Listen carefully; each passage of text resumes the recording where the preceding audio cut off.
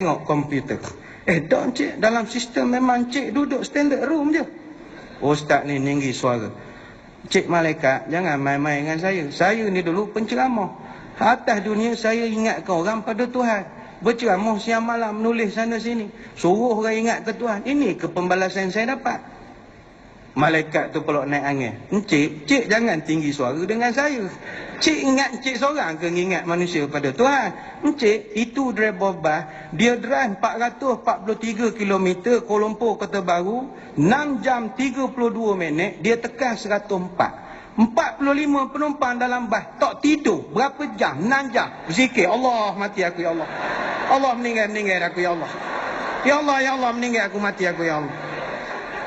Awak ceramah sejam, orang tidur. Berapa orang ingat Tuhan?